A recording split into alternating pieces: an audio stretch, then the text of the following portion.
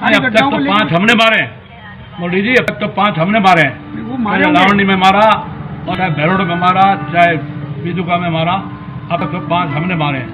ये इस एरिया में पहली बार हुआ है कि उन्होंने मारा है, वरना अब तक तो हमारे लोगों ने, मैंने खुलम खुला छूट दे रखी है कार्यकर्ताओं को, मारो सालों में जो घोषित की वो तस्करी करें। भारतीय जनता पार्टी का अपना असली चरित्र जो है और जो उनकी सोच है, उस बीजेपी नेता ने जो है वो चरितार्थ करके दिखाई है। मेवात जिले में भाजपा नेता के बयान से ताज़ा हुआ पहलू लिंचिंग हत्याकांड। आपको बता दें कि राजस्थान में भाजपा नेता पूर्व विधायक ज्ञानदेव आहूजा का सोशल मीडिया पर इन दिनों जो बयान वायरल हो रहा है, उसने हरियाणा के नूंह जिले के जयसिंहपुर गांव के पहलू मॉब लिंचिंग हत्याकांड को फिर से ताज़ा करने का काम किया है। भाजपा नेता के इस बयान से देश की राजनीति में फिर से गर्माहट देखने को मिल रही है।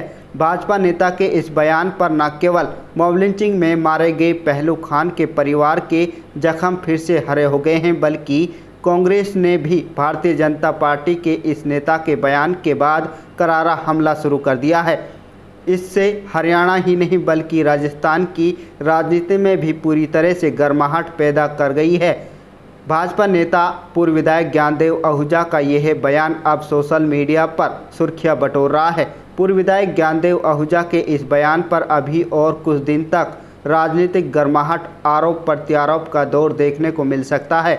आपकी जानकारी के लिए बता दें कि गत 1 अप्रैल 2017 को बहरोड अलवर में तथाकथित गोरक्षकों द्वारा मॉब लिंचिंग में जयसिंहपुर गांव के पहलू की पीट कर हत्या कर दी थी। उस समय उनके बेटे इरशाद व उनके भाई साथ थे और उन्होंने गोरक्षकों के हाथों अपने पिता को बड़ी बेरहमी से पीटता हुआ देखा था। गोरक्षकों ने इरशाद व कई अन्य लोगों को भी बुरी तरह से पीटा था। बहरोड अलवर का यह लिंचिंग मामला लंबे समय तक सुर्खियों में रहा। यह मामला यहीं नहीं थमा, इसके अलावा देश भर में अलग अलग स्थानों पर मॉब लिंचिंग की दिल दहलाने वाली घटनाएं सामने आई।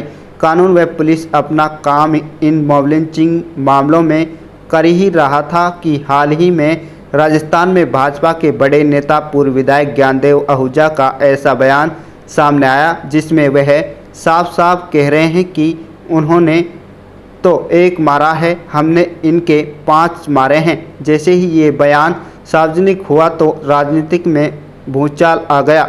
अभी यह भूचाल कुछ दिन तक थमता नजर नहीं आ रहा है। इस बयान के बाद भाजपा नेता ज्ञानदेव आहूजा के खिलाफ मुकदमा दर्ज हो चुका है, लेकिन अब उन्हें गिरफ्तारी की मांग भी चारों तरफ उठने लगी हैं। सब लोग बैठे हैं पवन करके, आंदोलन चलाना चाहिए, जबरदस्त चलाना चाहिए। अभी 5, 7, 10 दिन का टाइम लेकर के एक कोई 20-25-30 हज़ार लोगों का कार्यक्रम करेंगे तो जनता का दबाव बनेगा। और ये एक घटना थोड़ी है, बहुत सारी घटना है। अब तक तो 5 हमने मारे मोदी जी, अब तक तो 5 हमने मारे हैं। चाहे लावणी में मारा और चाहे भैरोड में मारा, चाहे बीजुका में मारा, अब तक तो 5 हमने मारे हैं।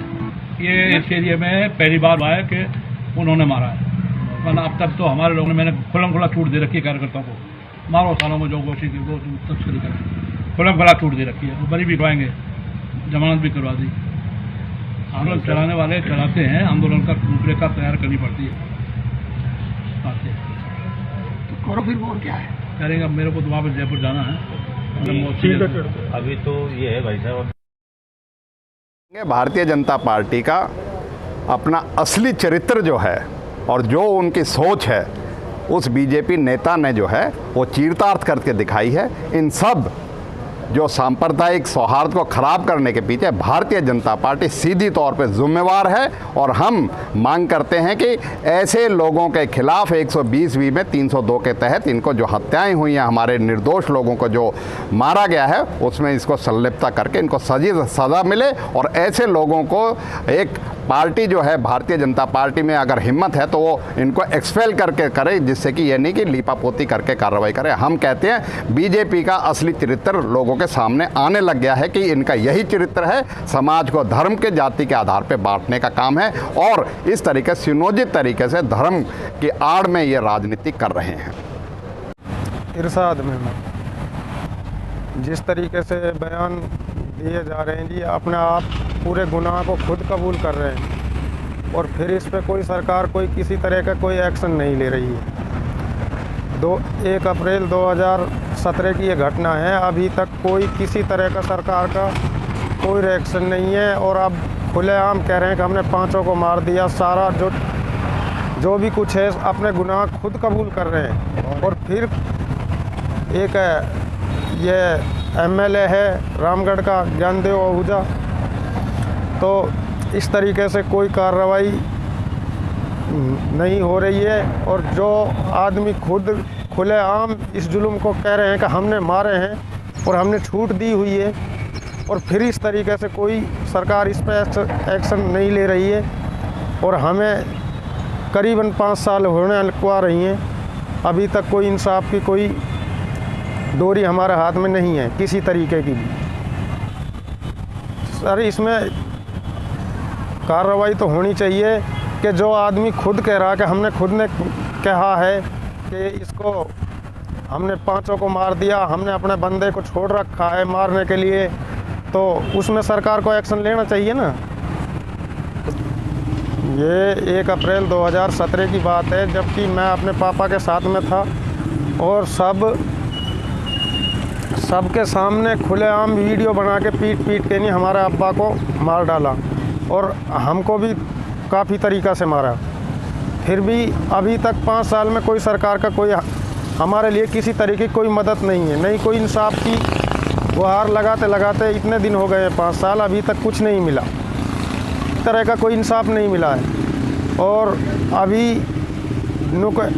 बोलते हैं कि एसआईटी से जांच कराते हैं, तो हम बयान लेने के लिए जाते हैं, जिस बयान लेने के लिए जाते हैं उसको हमसे पूछते नहीं हैं। जो वहाँ के बयान लेते हैं वह कहते हैं कि ये बयान तुम्हारे लिखे हुए हैं, इन्हीं को लिखवा दो। अरे हमसे वह बयान पूछो ना जो बयान इसके कोई परमाल सिंह एसपी है उसके खिलाफ कोई चार्ज वो हुई, तो उसमें भी हम भी अभी जयपुर में गवाही देकर आए हैं अभी कुछ दिन पहले ही, तो उसके बारे में हमसे ये नहीं पूछा गया कि तुम इसके बारे में क्या चाहते हो, इसने गड़बड़ जांच में करी या ना करी, कुछ भी करा या नहीं करा, लेकिन कोई किसी तरीके की बात नहीं पूछी गई। एक पन्ने पे जो बयान लिखे हुए थे चार्जशीट में, बोले कि भाई ये बयान तुम्हें देने हैं। क्या करें जी, हम भी कोई हमारे गैल वकील वगैरह कोई नहीं जाता। काफ़ी दिन से सम्मान आ रहे थे 2021 से, लेकिन कोई तैयार नहीं हुआ तो हार के खुद चले गए। क्या है, हम अनपढ़ आदमी है, जैसे हमसे उन्होंने बोला ऐसे हमने कर दिया। अब क्या कर सकते हैं हम उसमें। इतने दिन से 5 साल से हम इंसाफ की गुहार लगाते थक चुके। हमें सर हमारा यही कहना है कि जो गुनहगार है, मुलजिम है जो, अब सरेआम ज्ञानदेव आहूजा बोल रहा है कि हमने मारा है, तो हमारे आदमियों ने मारा है, तो बोल रहा है वीडियो पे सब सुन रहे हैं, हमने भी सुना है। तो इस तरह की जो बात ये सरकार के सामने भी आ रही है, तो इस पर कार्रवाई किसी तरीके की नहीं हो रही है और नहीं कोई इंसाफ की कोई बात नहीं है अभी तक। खाली सरकार भी कहती है कि इंसाफ मिलेगा पर लेकिन 5 साल तक अभी तक कोई राजस्थान सरकार से किसी तरीके का हमें कोई इंसाफ नहीं मिला है, कैसी ही भी बात।